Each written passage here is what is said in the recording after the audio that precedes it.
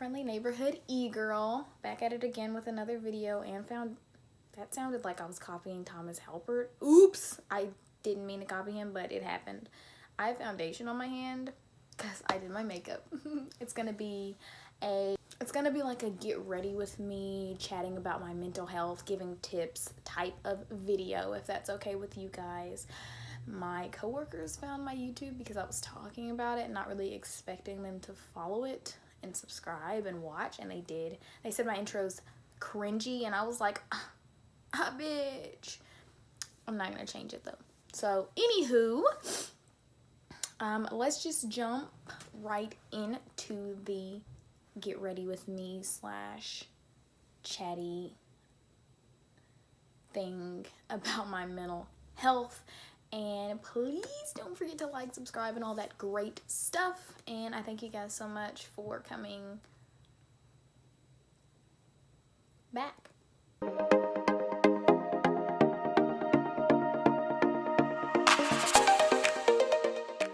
Alright, so today, as I said, I'm going to do a little get ready with me / talk about how I've dealt with like mental illness in the past 2 years. It's been a little rough, you guys. I can't lie about that.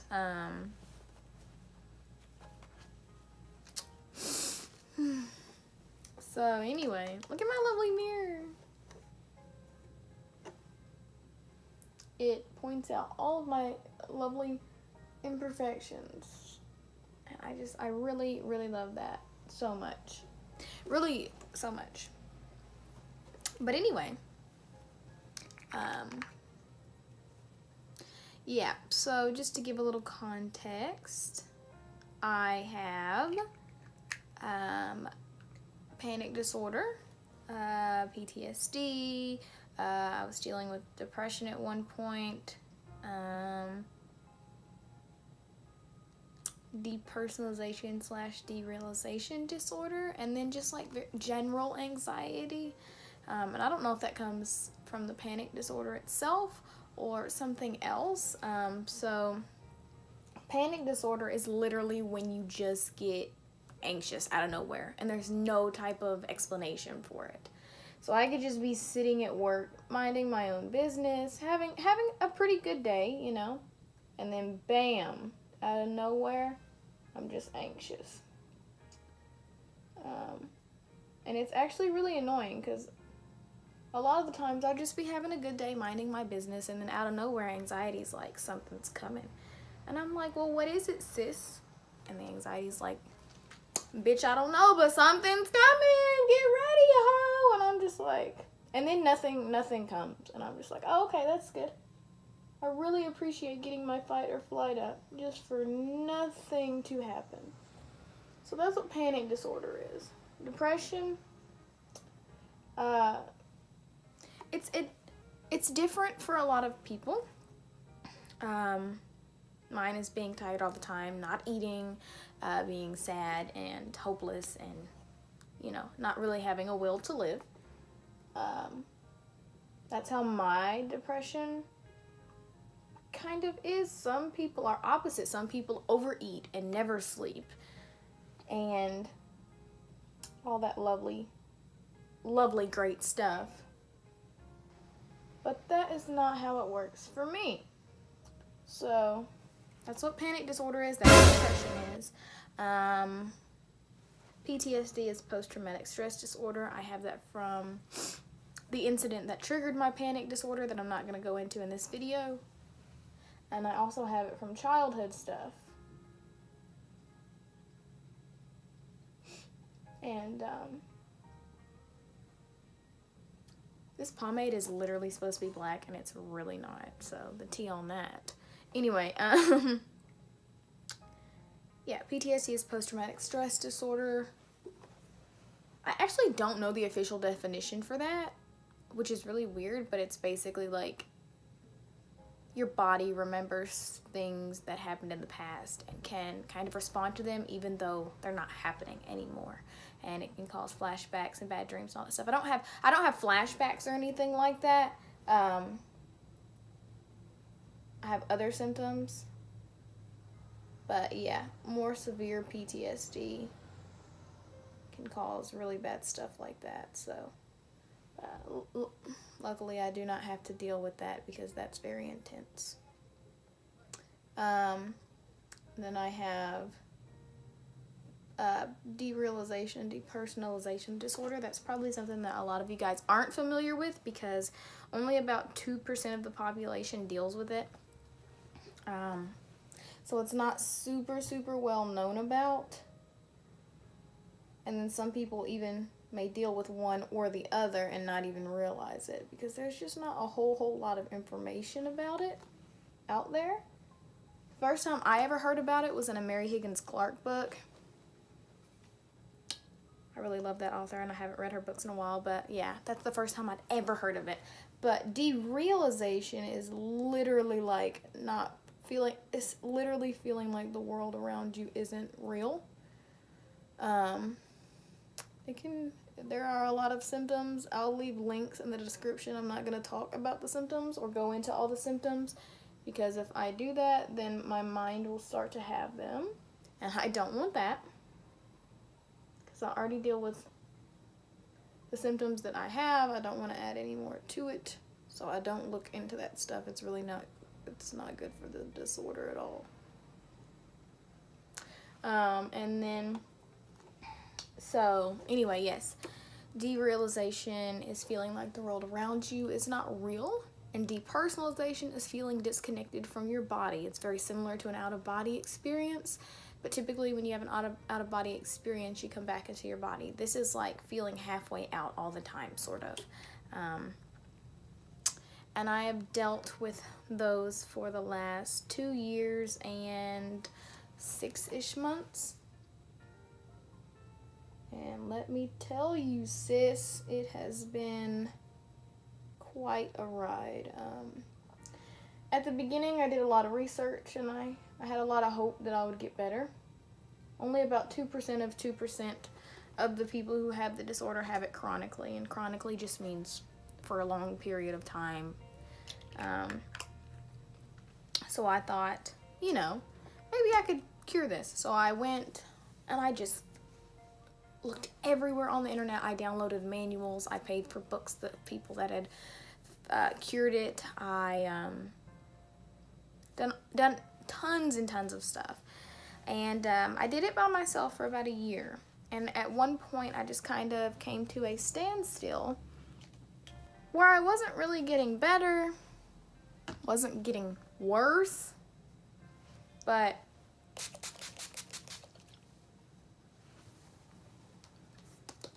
I really wasn't getting better by myself anymore, and it was driving me nuts because I'd done everything just about the manual had told me to do.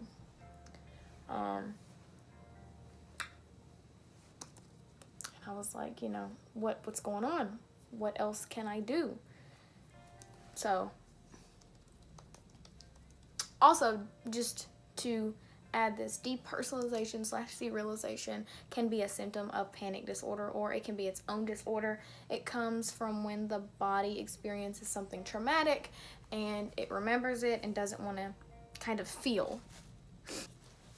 And so I got to a point where, I was trying really hard, doing everything. I felt so hopeful. And then after a year of, no more progress, not a year, after a year of working hard, and I say around, my doorbell's ringing, around 3 months of getting better, and then, kind of coming to a standstill after a while, I started getting less hopeful. I was eating healthy, I was exercising, I was being mindful, I was in school, keeping my mind busy, I was doing literally everything that the manual told me to do, and there was no improvement, and I was like, what's going on? Like, why am I not improving? Is there something I can do? So I went to a therapist, and I'd always been kind of hesitant to go to therapy. I always was like, they're just paid to listen to you, like they don't really care. Boy, was I wrong. I loved each and every therapist I saw. I went to a general talk therapist and loved her. She didn't have experience with DR and DP, which is what I'm going to refer to derealization, depersonalization disorder, just because it's such a long name. She didn't have any experience with it, so I was like, okay, that's fine. It's relatively uncommon. So when school started again, I tried to find a therapist who did have some experience with it. And I went to my second therapist. And I can't say... I think that she helped me a lot with inner child work, which is important. And that's literally where you write to your inner child to see if you can figure out where the anxiety is coming from. Because, again, the anxiety, the panic disorder is when your body is remembering something that it hasn't been able to process. So writing to the inner child can help figure out what the body needs to process and what the inner child needs to feel safe again. So I did that. Went through a whole workbook, just doing everything I needed to do, writing to my inner child, and all of that good stuff. And then I worked on a little bit of CBT with her. Definitely not enough. I'd like to go to a CBT specialist or something and work with them. And she gave me just different techniques to kind of help with the anxiety. I also talked to another therapist whenever I couldn't get in to see her. And she suggested that I go to a chiropractor who done kinesiology work. And kinesiology is basically using the body's meridians to heal the body. And it's done with chiropractor. It's done by a chiropractor, rather. So I went to him because she told me that the other therapist said it seems like something's going on in your body, because around the time of also dealing with those diagnoses, I also started to experience PMDD. PMDD is premenstrual dysmorphic disorder. I believe that's what it's called. So PMDD is quite literally PMS on steroids. It's almost like having bipolar disorder for the first 2-ish weeks of your period. So you don't really have symptoms during your period, you really have them before, I'm sorry. And it's not enjoyable, like at all. My anxiety was already really bad, but it tripled right before my period. My anxiety, my depression, it made it to where I couldn't go to class. I would have breakdowns because of oversensory in the cafeteria. I was a mess, and it was really affecting me. And I went to her about it to see if she had any suggestions. And she was like, again, I really think something's going on in your body. I think that you need to go get it sorted out. She suggested me a kinesiologist who lived near campus, and I said, okay, I'll go see him.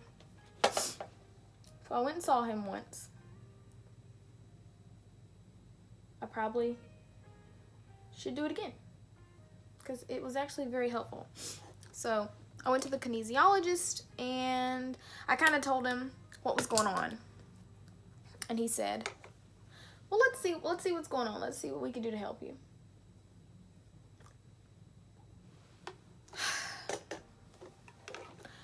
And so he done some work, and I can't exactly remember everything he did, but I would suggest going to a kinesiologist once, because it might just change your life. I went to the kinesiologist because kinesiology can help with PMDD, and it can also help with anxiety. And so he did some stuff, and it helped a little bit, I can't lie.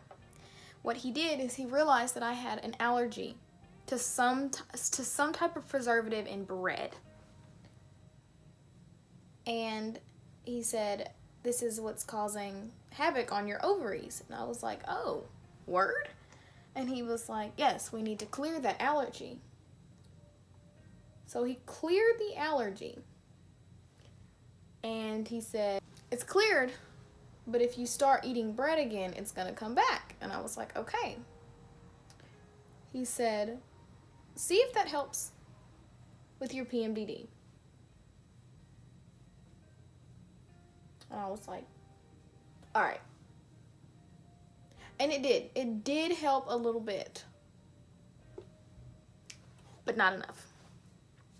And I could have gone back to him. I'm sure that he would have done like amazing stuff. But I needed something fast because I was in school and I wasn't feeling good. And I was like, man, I gotta do something. So, but in the process of trying to basically figure out what I can do to help with this PMDD, I also started researching more therapists who knew what depersonalization and derealization were and had worked with it. Because that is really what causes everything. When I start to focus on the DRDP, I start getting panicky. When I get panicky, I start getting suicidal thoughts. When I get suicidal thoughts, I start getting depressed because I'm like, oh shit, like, is this ever going to end? It's been a year and a half now. And so I found a hypnotherapist who specialized and had seen and cured people of depersonalization and derealization. And I emailed him. I emailed several therapists in the area. The therapist that I ended up finding was an hour away, so I had to travel an hour to see him, have an hour in session, an hour back. It took 3 hours out of my day automatically. It was exhausting. But it was going to take a month to see him. So I was like, Jesus. And with the first 3 or 4 sessions, it's just paperwork. You're not getting into the nitty gritty. You're not getting a diagnosis, like nothing. Luckily, this guy had a spot. And so I waited. In the meantime, I got on birth control because birth control can help with PMDD, along with kinesiology. And another thing you can do is take an SSRI for a week to kind of make you feel better.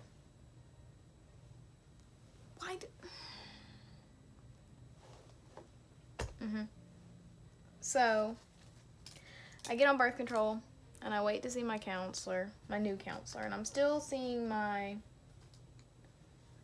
just regular talk therapist as well.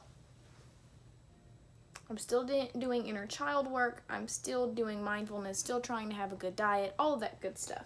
Still exercising. Oh no. And so I finally see this guy. And like I said, the first few sessions are literally just paperwork. He's getting to know me. He's trying to figure out my diagnosis. All of that really amazing stuff. So he ends up diagnosing me with what I said earlier, which I already knew. When you have DP disorder, you know. Like, you literally know. It's important to get a diagnosis, of course, but it's something very easily that you can see for yourself. Keep in mind, with my talk therapist, I've done inner child work, I've done mindfulness, I had done some CBT, I had done EMDR. EMDR was nice. It actually did help. I used to not be able to sleep without having really bad nightmares and having intense anxiety, and that did help with that aspect of it all. So I appreciate it, EMDR. So I start seeing this guy, and he specializes in hypnosis because I'd seen that hypnosis had been helpful in helping with DRDP. And the reason why hypnosis had been helpful is because it goes into your subconscious, where your subconscious is still nervous about the event that happened, and it can help your subconscious process. And I had tried literally everything else, so I was like, what else do I have to lose? Literally nothing. And So we started doing hypnosis. And I was really nervous my first time. If you want me to do a story time about my experiences with hypnosis, tell me. But I'm not going to go really deep into all of those in this, because then the video would be literally an hour long. But, so we did our hypnosis. And the hypnosis helped a little bit. It made me tired. It did help me process some memories. It done some of what it needed to do, but it didn't help with the DR and the DP. So after seeing my counselor from May-ish of last year, I stopped seeing him last month. Because going to see him, you know, once a week, once every 2 weeks, a 3-hour slot out of my day, that's just too much time, and it's not really helping. If I had seen some more progress, then I would have continued to go, but I haven't. So I stopped going. But that's not before I got on first Prozac and then Zoloft. So I took a leave of absence. I worked over the summer after my last semester, and I started getting real low, real depressed. And I just couldn't figure it out. Like, I was falling asleep at work. I was sad all the time. It just wasn't good.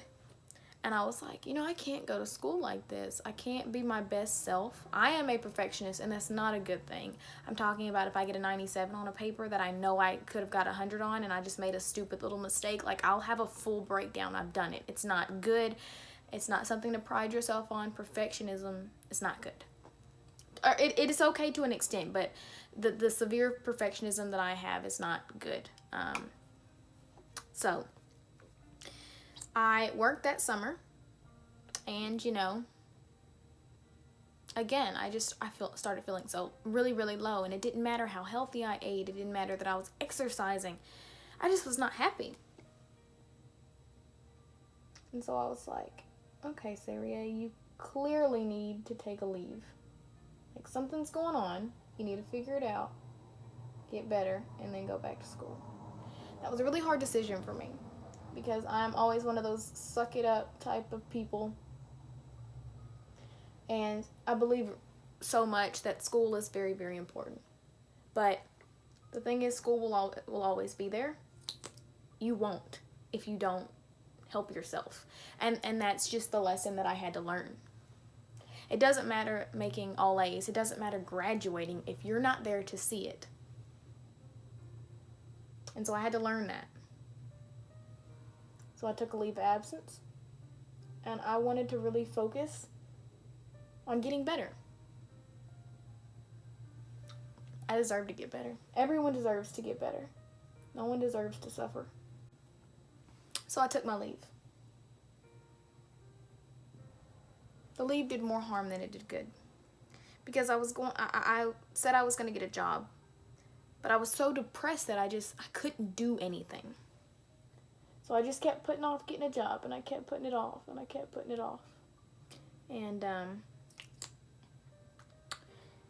I started just laying in bed all day. All day, every day. I'm talking about like 24 hours a day I was in bed. I would get up and I would take baths. Because, you know, sometimes when you're depressed, baths are like a safe haven. But I wouldn't do anything. I would just sleep and lay in bed. And I did that for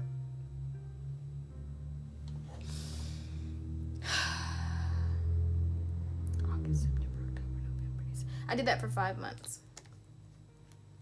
before I finally decided that I needed to get on medication. And medication was my very last step. Like, it was my last straw. I had nothing left. I had done everything. EMDR, kinesiology, mindfulness, meditation, inner child work, tapping, dieting, exercising, just so much stuff that I'd done in the last 2 years. I wanted medication to be my last shot. Because I was very anti-medication. And you shouldn't be anti-medication, like, because medication helps people, and there's nothing wrong with that. So So I finally got on medication. They put me on Prozac first because, again, I was sleeping all day, laying in bed. I wasn't eating. I wasn't doing anything. I was in my room. I didn't leave my house for 3 weeks at one point. And I was just tired of living like that. There comes a point where you're tired of feeling sorry for yourself, in a sense. And my want to live freely outweighed my fear of medication and depending on it for the rest of my life. So I went to a psychiatrist where I see my therapist. For those of you who don't know, your therapist and psychiatrist don't necessarily have to be the same person. A psychiatrist can prescribe medication, a therapist cannot. I went to a therapist, or a psychiatrist, and she asked me a lot of questions. And she said, "Are you depressed?" And I said, "Yes. Yes, I am." And she asked me if I was lonely, and I did cry. I cry a lot whenever I go to counseling, because I don't know, I don't feel very many emotions whenever I'm not, but as soon as I'm there, I'm like, waterworks. And she said, "Okay, well, let's start you on low-dose Prozac." And I said, "Great." So she started me on 10 milligrams of Prozac. And I was excited, in a sense, but I was nervous. I didn't want to know the really bad side effects. I didn't want to know any of that. Some people are okay with knowing. I'm not. My brain, I already have an anxiety disorder, so I'm already going to be nervous about it. But sometimes you can program your brain to have side effects that you otherwise wouldn't have if you know they could happen. And I didn't want to do that. I just needed to roll with the punches. I knew that, things could happen, but the bad outweighed the good, in my opinion. And so I started taking Prozac, 10 milligrams. And I was like, okay, this isn't so bad. It did make me very sick the first couple of days. The first day was awful. Absolutely horrible. I was really sick. I didn't feel good at all. The second day was much, much better. I was able to hold more food down. I was able to eat a little bit normally. The third night was a little bit worse because I'd forgotten to eat before I went to sleep, I think. And if you don't eat with Prozac, you will be sick.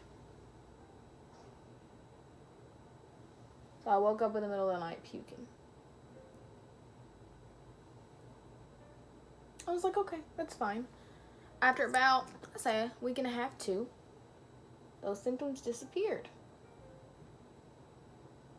And made my dissociation a little bit worse. And by dissociation, I mean the DRDP. And I was like, okay, I'll have to deal with it though, because, my body's just now getting used to it. Let me see if it can help a little bit. And then I started having real bad suicidal thoughts. And I was like, okay. Again, my body's just getting used to it. Let me give it some time. And then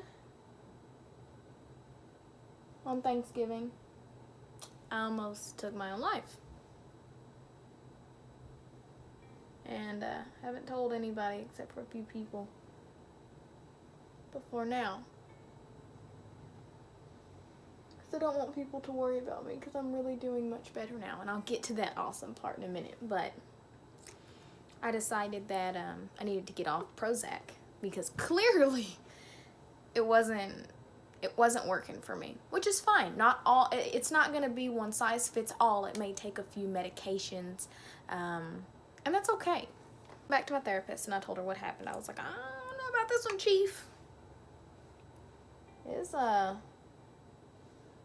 This one ain't it. And she said, okay, let's try Zoloft. I said, okay. Keep in mind, Zoloft, Prozac, all deal with serotonin. So we're working on my serotonin. It could be a different neurotransmitter. It could be my dopamine that's messed up. So you kind of have to trial and error with it. So we were like, let's try a couple more with serotonin. If it's not serotonin, we'll switch over to dopamine. This is cute, bitch. But you might have 10 some. Anyway, so I started taking Zoloft. I was taking 25 milligrams. And that was a little scary to me. I was like, oh no, sis. Like, I was only taking 10 milligrams of Prozac. Why am I taking, 25 of Zoloft? That seems like quite a jump. And she was like, oh no, that's very similar in dosage. Zoloft is different than Prozac, obviously. The molecule is different. I'm not a psychiatrist, so I'm really not going to know exactly what is different. So I'm not going to go into it and act like I do. Okay, not to get off topic, but the tea is my eyes are burning. So that's so good. I really love that. And anyway, so I start Zoloft. And I don't know if I didn't have side effects from Zoloft because I already had Prozac in my system, or if I just wasn't going to have any side effects. Because I expected some nausea and, all that stuff like I had whenever I took Prozac. But I didn't. It got in my system and I was chilling. And I was like, okay. Let's see. That's too light. That's too light, sis. I was like, let's see. So I started taking it around Christmas-ish. A little bit before Christmas, I believe. And I was nervous because I had posted about how I was going to start taking Zoloft and get off Prozac, and a lot of people told me scary stories. And let me tell you something about that. I understand that you want to look out for people if you've had a bad reaction to medication. I completely understand that, and I see where your heart's coming from, and I think that's really important. But as someone who specifically asked not to know the side effects, it was a bit annoying because you don't ever want to psych someone out like that. If I wasn't a strong person, I could have allowed that to get the best of me. I didn't, thank goodness.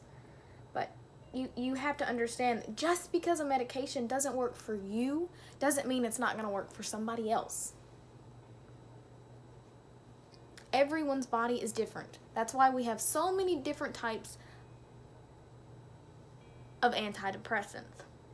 Different categories, they work with different neurotransmitters, there's different dosages, the molecule's different. All sorts of stuff is different because people's bodies are different. And that's simply it. And that's okay. It's not a one-size-fits-all with antidepressants. And so, I do appreciate when people want to look out for me. But, again, you have to remember, everyone is different. And I really wouldn't suggest going on someone's post and blatantly saying, don't take it, it messed me up. Because it did mess you up, and that's valid, and I will never take that from you, but that doesn't mean it's going to mess me up. So, just a little food for thought. I understand, again, your hearts are in the right place, but please be careful. So, back to taking Zoloft around Christmas. Zoloft helped a lot with the depression. I hadn't had a job. I was laying in bed. I wasn't doing anything. I was suicidal 24/7. I was not doing well. On the outside, it looked like I was doing well because I didn't want people worrying about me. But I wasn't doing well at all. I didn't want to live. I had no will to live. My counselor said that I needed to find some type of will to live. So I started searching for that while taking Zoloft. Zoloft was able to help me get a job. After, I'd say,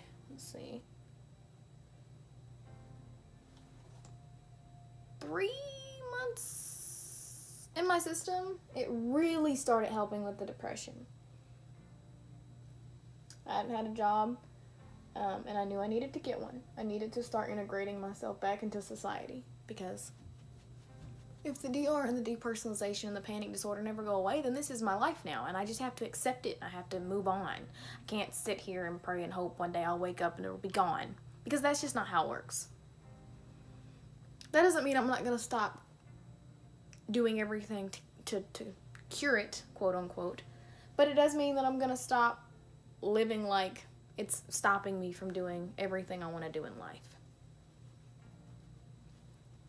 And so I got a job and all that great stuff, and I no longer lay in bed for literally 24 hours anymore, and I'm no longer taking so many showers and baths, which is good, because my skin is literally really messed up because of all the moisture that's in my skin, basically from taking so many baths. I've got really bad dry patches everywhere that I've been trying to heal, because I've been taking so many baths, and your skin can't withstand all of that moisture. And I started feeling better. And that's not to say that Zoloft has helped with the dissociation, because it hasn't helped at all. But it has helped me start doing things that help with the dissociation. So sitting in bed in your head all day, last thing you want to do. Staying in your house for weeks at a time, not really something you want to do if you deal with dissociation and depression. So the main thing that Zoloft has helped me with is just being able to leave my house without being super depressed. It hasn't helped much with the panic disorder. I still feel anxiety a lot of the time, but I'm working through it as I need to. But after being severely depressed for a long time, to the point where my own counselor was worried about me. She was like, "Saria, with winter coming up, I feel like you're gonna spiral." I was like, "Girl, I'm fine." That was a lie. It's nice to not feel so depressed anymore. And that's not, a Zoloft is not, antidepressants in general are not fix-all, cure-alls. Okay, anyway, yes, antidepressants are not fix-all, cure-alls. You're not just gonna start taking them one day and just BAM! I'm cured. I mean, it might work like that for some people, but for majority of us, it's not gonna work like that. You still have to be doing things. That is severe as shit. You still have to be doing things that make you happy. And you have to want to live, you know? I think that's very important. And it can be very hard to sit there and be like, well, I don't know what to live for. What is there to live for? And so what could help is I think about things that I'm grateful for. And they can be really little things, like YouTube or being able to make you guys laugh, or literally anything like that. And that can be helpful. Understanding that it's okay to not always be okay is always important. No one is always okay. Life is crazy. That's just what it is. But you can't get stuck, you know. Y'all, I didn't do concealer. This is weird, but, okay. I'm just obviously going to go backward today. But you can't get stuck. And I got stuck for about 6 months. I think I needed a break, though, because for a long time I had been just actively just pushing against it. And I just wanted to see what would happen if I just kind of let it exist. And trial and error when trying to figure out how to best deal with your mental health is a thing, too. Not everything's going to work for you. And it's really disheartening when everything doesn't work, you know. I remember just getting so fed up.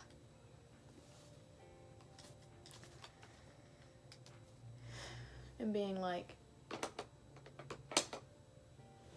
you know, everyone else is who I researched has gotten better and they're doing great. And this helped them. Why isn't it helping me? And again, for dissociation, for anxiety, for things like that, part of curing the disorder is accepting it. And I know that doesn't sound like it makes sense, but that's it. Like, the more your brain does not think in negatives. So if you say, don't think about a purple elephant, immediately you're going to think of a purple elephant. Because the brain just doesn't think in negatives. So if you're sitting there like, I'm not going to be anxious, don't think about this anxiety, it's literally just going to make you even more anxious. And so, after a while, sitting there trying to fight it constantly just gets tiring. So it's okay to take a break. It's alright. Everyone needs a break. But it's not okay to take an absence. And so, in my opinion, a break is just a little short period of time where you can just recharge a little bit. But an absence sounds much longer to me. So don't take an absence. Take a break. Rejuvenate. See what allowing... A lot of people, what they want to do is they want to run from that anxiety. They want to distract themselves, blah, blah, blah. The way to make the body process is to sit with it, to not fear it, because the anxiety literally feeds off of your fear of it. So one of my hypnotherapist, one thing that he told me that really stuck with me, he said, emotions are just energy in motion. Emotion. Try not to give it any negative or positive association. Just let them pass. So sadness and anger and anxiety and all of these emotions, in a sense, you're always going to have them. You're always going to have anxiety. You're always going to have anger. You're always going to have happiness. No one's happy all the time. You need to find a balance. Okay, so as I was saying, you have to find a balance of emotions. Part of living, being human, existing in this thing we call life, is experiencing emotions. And there's nothing wrong with that. Yes, they get a little intense sometimes. And yes, not all emotions are good, but they're there. So you just have to let them be there without freaking out about it. And that's not to say that I've got this all figured out.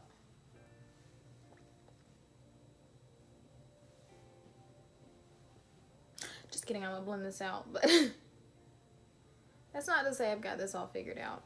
I look like a clown. Like, I literally look like a clown. It's pretty hilarious. And no one really has it all figured out. We're all learning every day.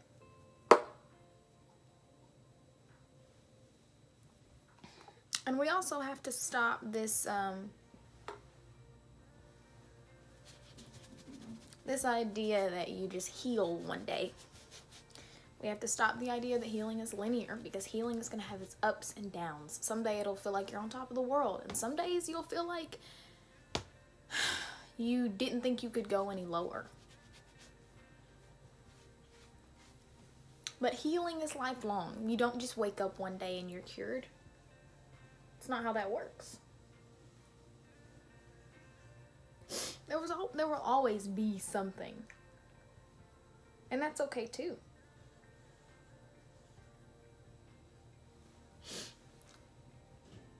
Because it's life. And so while it's important to have goals and to want to heal from, anxiety, depression, all that good stuff, you just have to understand that you don't have to heal to do everything that you want to do. And it's much, much, much easier said than done. It took me 6 months to finally fill out a job application. And it's okay to take your time as well.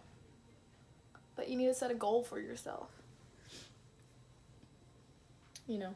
I'll give myself 3-4 months to rest. But on this date, and you need to write down your goals, they're more likely to come true. But on this date, I'm gonna get back into it. And that's what I've done. Over the last 2 years, I've learned tons of techniques to help with anxiety, yoga, meditation, all sorts of stuff. And that's okay too. And, my journey in dealing with dissociation, depression, all that lovely stuff is far from over. And I know that. And that's okay too. Because the good thing is I wake up every day and I know that I've made some progress. And some progress is better than none. So it's important to just keep going. And I know that's a lot easier said than done. You're not going to win every battle. No one does. But you will win the war. And that's the most important part. Because someone could win every battle. The demon, as some like to call it, who are fighting you, could win every single battle. That doesn't mean they'll win the war.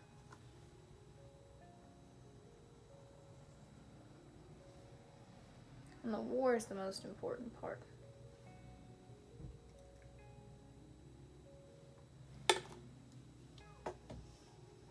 So, again, my battle, it's nowhere near over. And I get tired. I'm not like Kevin Gates. I get tired.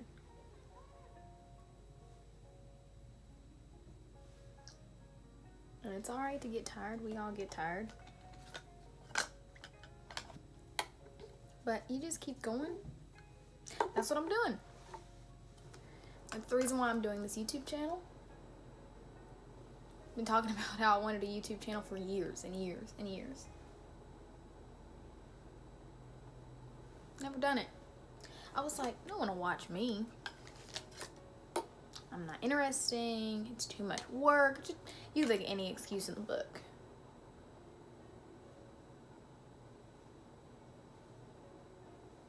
And I gave that excuse. And I was like, I don't want to write. I don't have anything to write about. But I finished one of my short stories not too long ago. I'm doing my YouTube channel. I'm making people laugh. I'm working on singing, all that good stuff. And the main thing is I'm moving toward a goal. A lot of people think, your will to live will just come to you. And that's not true. You gotta work for it, The universe is not just gonna hand you anything, unfortunately. But the universe is kind and it's understanding. And if you work on your mental health, you do what you need to do, you have a desire to get better, that's important as well. For a long time, I didn't have a desire. And if you don't have a desire, then you're just not going to do it. But when you're ready, then you'll do what you need to do to get better. And that's just what it is, And thank God I was finally ready. So, to those of you who are struggling, who don't know what you're doing, dealing with suicidal thoughts, depressed, not having a will to live, just know that I've been there too. And I promise you can dig yourself out. A year ago, I was struggling. Hell, 3 months ago, I was struggling. I was like, sis, I don't know if this is for me. I don't know about it.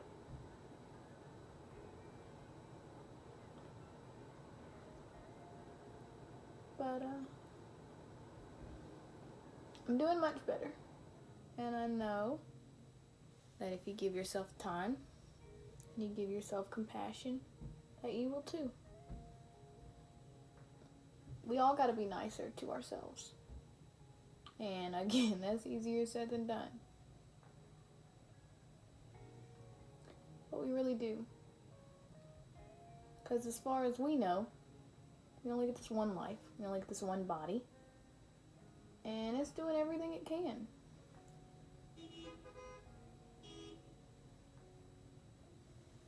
Beep, beep, bitch. So we really got to be nicer to ourselves. And, you know I'm rambling. But I've just got a lot of things that I kind of want to say. I want to make sure I get it all. Ooh, bitch. I should probably put on lashes with this look, but I'm not going to, and that is the tea. So like I said, if you're feeling blue, you're feeling like you're just not, that life's just really not worth living right now. Just know that I've been there. And I get that.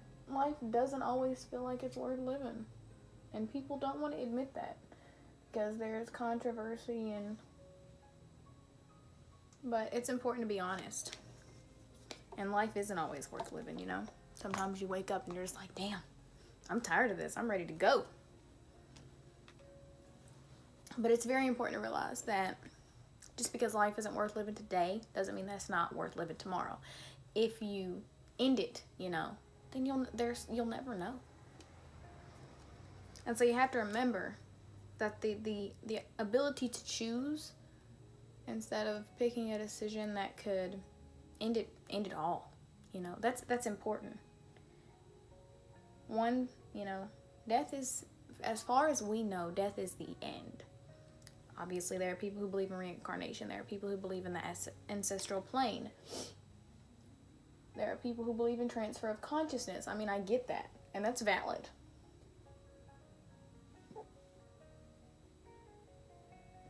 But as far as, I know, this is all we get.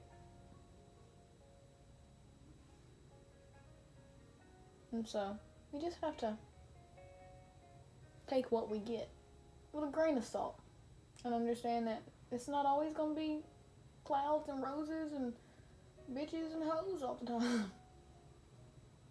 Sometimes it's going to suck. Oftentimes it's going to suck. But you find, things and people that make your life worth living. And the people who support me and laugh at my jokes, as cheesy as it sounds, are what make me want to keep going. My friends and family and all the people I love and I've met are what really help me keep going. And every day is a challenge. Every day is a struggle. I ain't saying I don't have my bad days, because I really do. And I'm not saying that, anything is ever going to be perfect. But you find the closest thing to perfection on this earth that makes you happy. And you never let it go.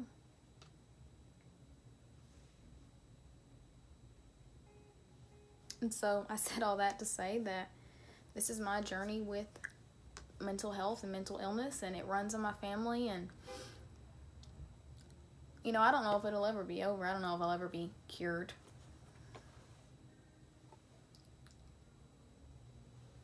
And that's alright. There's no such thing as a cure. Even if panic disorder goes away, I'll still have people still get anxious. Anxiety is part of the human condition. Even if I get rid of the depression, still be sad about something.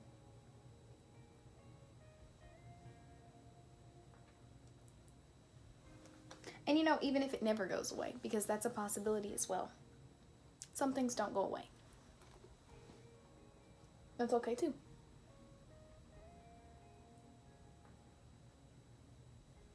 But you can't let them run your life. That's not to say they might run a couple days.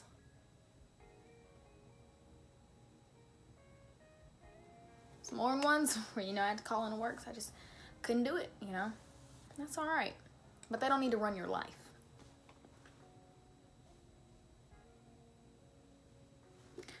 So my tips to you guys.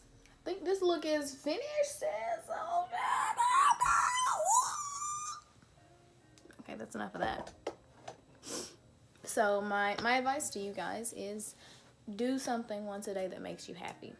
But it doesn't matter how big it is, how small it is. If you like drawing, draw for 10 minutes. If you like exercising, exercise for 15 minutes. If you want to watch an episode of your favorite show, watch an episode of your favorite show. I understand you have responsibilities, you have things you need to do. That's perfectly valid. That's understandable. But you also have responsibilities to yourself. And so you need to do that self-care. You need to make sure you're doing things that are making you happy, making you want to get up the next day. And if you don't know what those are right now, that's okay. That means you need to experiment. And, you know, sometimes poverty is awful and you can't, you know, do a whole lot of experimenting. Watch YouTube if you can. Find just different things that make you laugh. Make sure you're laughing, you know, once or twice a day. Surround yourself with people who make you happy, who are good. And just live, you know, because we only get this once. As far as we know, we only get this life once, even if we reincarnated into something else.